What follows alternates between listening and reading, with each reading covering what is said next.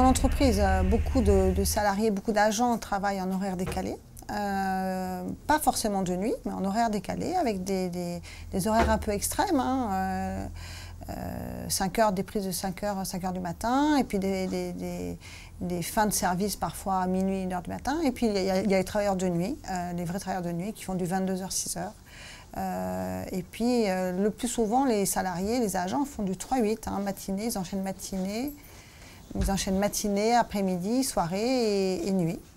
Moi, personnellement, je suis à peu près 500 salariés, 500 agents en travailleurs de nuit. Quand on sait quand même qu'un travailleur sur 4 ou un travailleur sur 3 dans certains secteurs travaille de nuit ou en heure décalée, c'est beaucoup de gens concernés. Et les gens simplement se disent fatigués, mais ils ne sont pas toujours au courant qu'ils ont tous ces risques pour la santé. Le fait d'être un animal diurne nous programme, et on va y revenir, génétiquement pour vivre la journée, pour être actif pendant la journée et dormir pendant la nuit.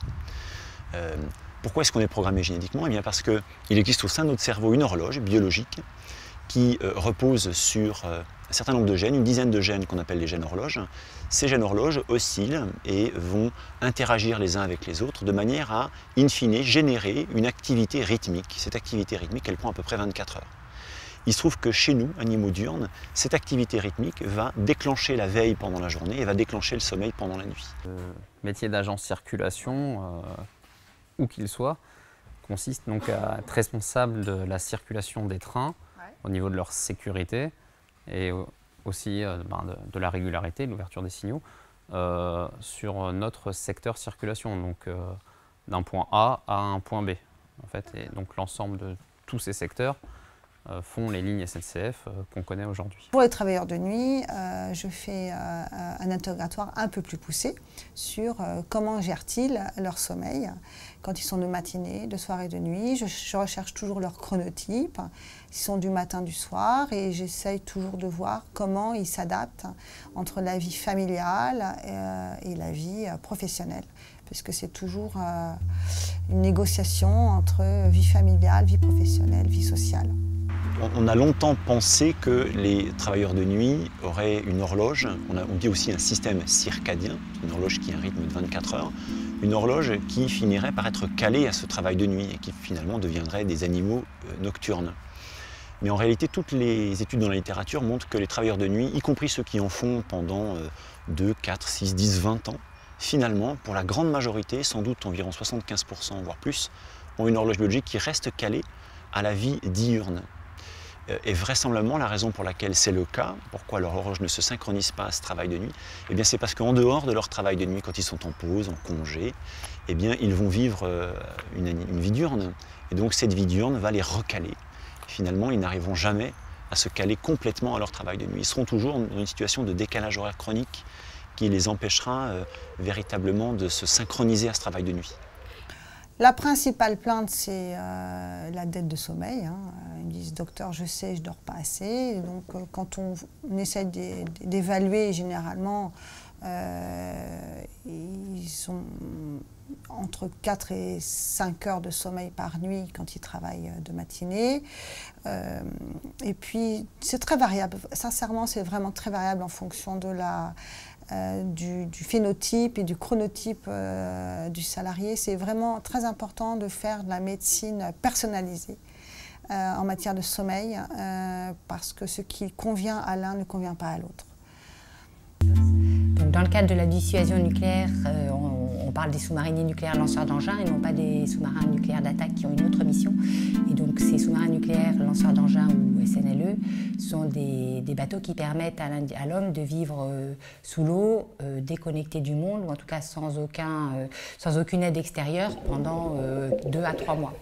Donc les missions d'embarquement et de plongée, ce qu'on appelle les patrouilles, durent entre 60 et 85 jours, on va dire. Et ces missions qui assurent la dissuasion nucléaire imposent aux hommes un certain nombre de contraintes. Les premières sont physiologiques, puisqu'en fait la lumière à bord d'un sous-marin est entre 300 et 800 lux selon l'endroit où on se trouve du sous-marin. Donc on peut avoir des tableaux qui ne sont pas des tableaux de dépression saisonnière, mais de dégradation de l'humeur. C'est vrai que la lumière, c'est le meilleur synchronisateur de l'horloge biologique. Et donc la lumière, ça rentre à la fois par la rétine sur l'horloge et ça resynchronise bien à des horaires. Le principal synchroniseur de l'horloge biologique chez le mammifère, c'est la lumière. Il y en a d'autres qui sont aussi synchroniseurs, mais ils sont vraisemblablement des synchroniseurs faibles. C'est la température, c'est l'activité physique, c'est de manière endogène notre mélatonine, on va peut-être y revenir, mais le synchroniseur majeur, le plus fort dans notre environnement, c'est la lumière. Donc la lumière, c'est un stimulus environnemental très puissant, c'est le plus puissant synchroniseur de notre horloge biologique. Il faut imaginer que la lumière, le soir, va retarder l'horloge biologique, alors que le matin, elle va au contraire l'avancer. Et donc c'est par ce biais-là que notre horloge réussit à être calée totalement aux 24 heures. Mais ce qu'on a découvert au cours des 10-15 dernières années, c'est que la lumière a un autre effet. Un autre effet très très important, c'est que la lumière pendant la journée, elle va activer tout un ensemble de processus. On parle maintenant de fonctions non visuelles de la lumière. Elle active la libération de sérotonine, la libération de dopamine, elle va inhiber des structures impliquées dans le sommeil, elle va activer des structures impliquées dans la cognition. Et donc cette lumière-là, elle va finalement permettre un éveil de très bonne qualité. Donc il y a deux effets de la lumière. On évoque le cancer de la prostate aussi chez l'homme, mais par contre, il n'y a pas encore de niveau de preuve, en tout cas, suffisamment inquiétant pour le moment. C'est juste une alerte. Plusieurs gros travaux qui permettent de bien comprendre quels sont les effets du travail de nuit sur la santé. Ce travail disait qu'il y a une association entre travail de nuit et cancer. En 2012, sous l'égide de la Haute Autorité de Santé, et présidé par Damien Léger, il y a eu un rapport qui a mis en évidence que finalement ce travail de nuit, ce n'est pas uniquement le cancer qui augmente, c'est un ensemble de troubles. Et parmi ces troubles, il y avait des troubles sur la santé psychique, des troubles sur le métabolisme, des troubles sur la cognition, sur le sommeil évidemment. Voilà, moyen terme, obésité, diabète, hypertension, autres maladies cardiovasculaires, et puis diabète de type 2 bien sûr, et puis sur le court terme, c'est le sommeil qui est perturbé et puis la somnolence. Donc là, ça permettait de voir que c'est plus que ce qu'a dit le cirque, c'est beaucoup plus que ça. Et ces résultats-là, d'ailleurs, avaient été vus dans la littérature au cours des 20 dernières années. Et puis, plus récemment, en 2016, l'ANSES, notre agence de santé nationale, a rédigé un rapport, là encore un pavé, comme celui de la HAS et du cirque, mettant en évidence que... Alors, l'approche était un tout petit peu différente de celle du cirque et de la HAS, c'est-à-dire que la littérature scientifique a été épluchée au cours des dernières années, et puis à chacun de ces articles a été attribué une sorte de niveau de preuve. Quel est le niveau de preuve? Et lorsque tous les niveaux de preuve ont été mis dans une balance, eh bien, soit il y avait évidence, c'est-à-dire effet avéré du travail de nuit sur telle ou telle régulation physiologique, soit c'était probable, soit c'était possible seulement, soit carrément il n'y avait pas suffisamment d'évidence pour conclure à un effet. Et ce rapport a montré qu'il y avait des effets avérés sur le sommeil, sur la cognition, sur certains autres aspects au niveau cardiovasculaire, qu'il y avait des effets probables sur le cancer. On retrouvait ce que la HAS avait dit et ce que l'OMS avait aussi dit en 2007. Il y avait des effets probables sur la santé psychique, sur le métabolisme, et puis il y avait des effets possibles sur d'autres aspects. Donc en fait, il s'est avéré qu'il y avait des effets qui touchaient en fait l'ensemble de l'organisme. Donc là où on en est à l'heure actuelle, c'est le travail de nuit est péjoratif sur la totalité de l'organisme et présente des effets qui ne sont plus, on a longtemps pensé que c'était de la gêne, on est fatigué, on ne dort pas bien, on est un peu énervé, on n'est pas en forme, mais ce sont des troubles sévères qui peuvent mener à des pathologies et qu'il faut très clairement prendre en charge le plus vite possible. Dans la salle de petit-déj pour tout le monde la luminothérapie, mais quand vous avez un rythme de quart par tiers tournant, il faut savoir où est le pic ou si ça se dégrade.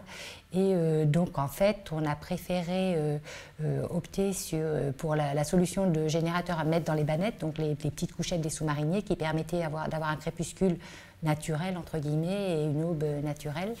Et là, on a observé deux choses.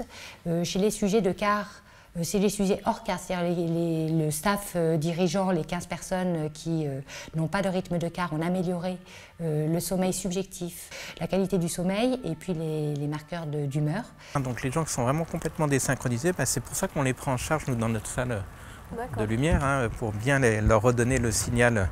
Du coup, faudrait le faire quand Alors la lumière, en fait, le mieux, c'est de le faire juste avant de travailler, quand on est décalé. Alors, y compris quand on travaille de nuit, on fait avant de travailler de nuit ou alors les toutes premières heures de travail, mais pas les dernières heures parce que sinon on ne va pas réussir à dormir.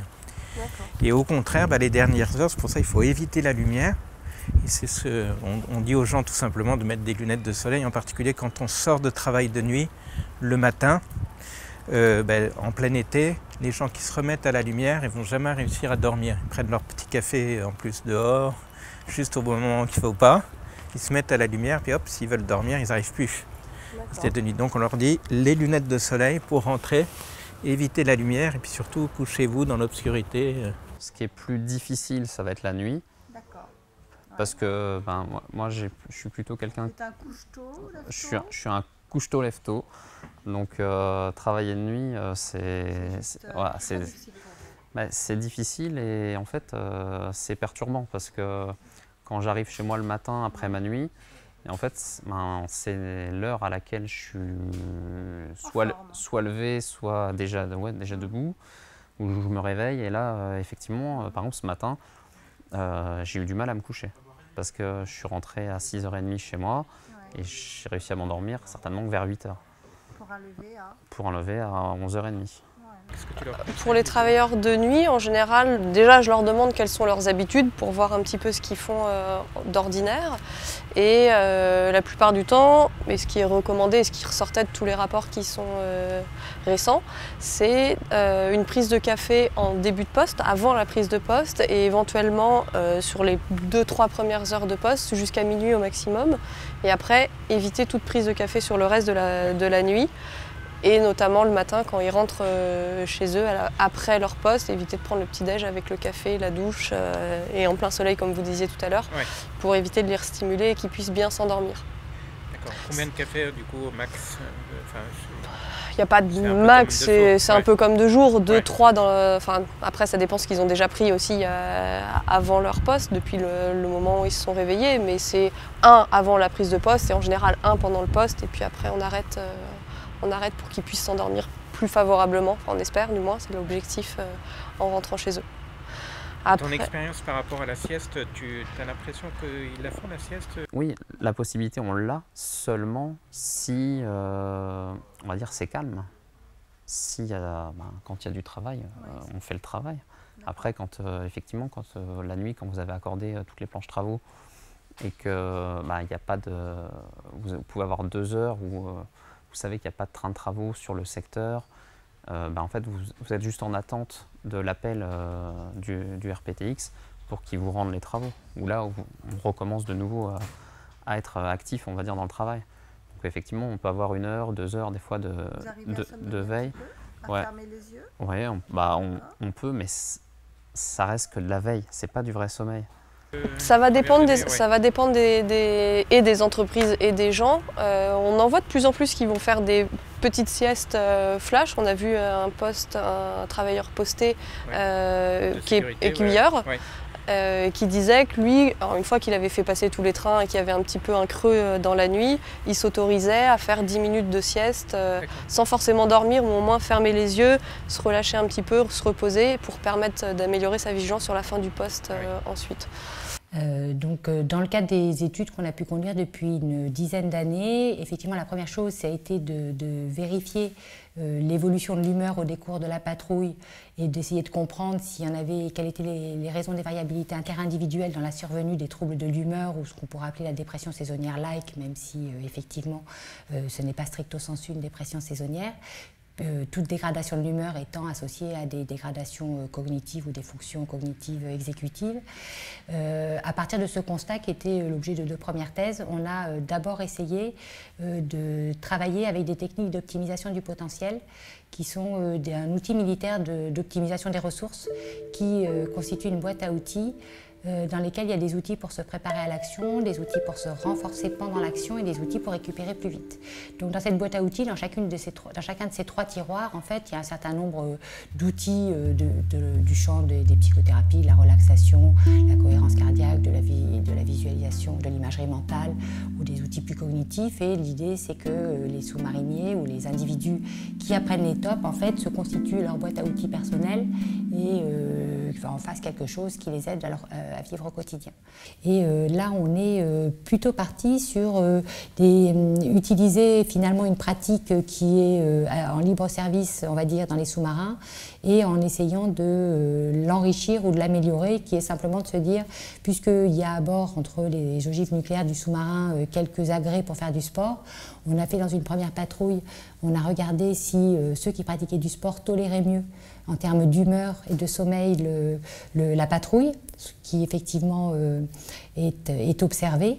Et donc on a développé un outil, donc un ergocycle couplé à de la réalité virtuelle, enrichi sensoriellement, notamment sur le plan auditif, puisqu'on ne peut pas mettre n'importe quelle stimulation sensorielle, notamment olfactive, dans un sous-marin.